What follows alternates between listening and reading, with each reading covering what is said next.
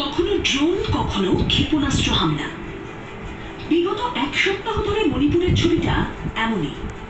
জঙ্গিদের জোড়া নাশকতা নিরাপত্তা বাহিনীর ঘুম কেড়েছে। এবার শুরু হয় মণিপুর পুলিশ ও কেন্দ্রীয় বাহিনীর জঙ্গি ডেরার খোঁজ। শনিবার থেকে তাদের এই খোঁজে জঙ্গিদের 3টি ডেরা ধ্বংস করতে সক্ষম হয়েছে তারা।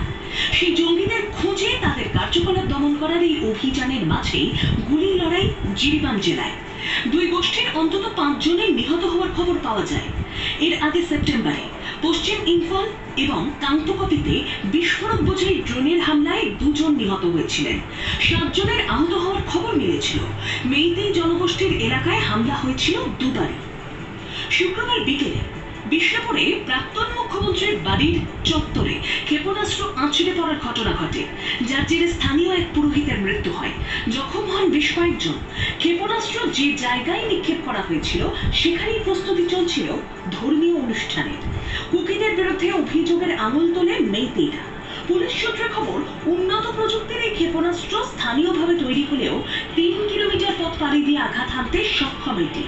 তবে পাল্টা একটি ভিডিও সামনে এনে কুকিদের দাবি, মেইতেই তরফ থেকে এই ঘটনা ঘটানো হয়। ক্ষেপণাস্ত্র লক্ষ্যভ্রষ্ট হয়ে তাদের নিজেদের এলাকাতেই আছড়ে পড়ে।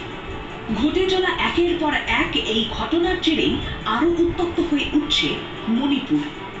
Bureau report.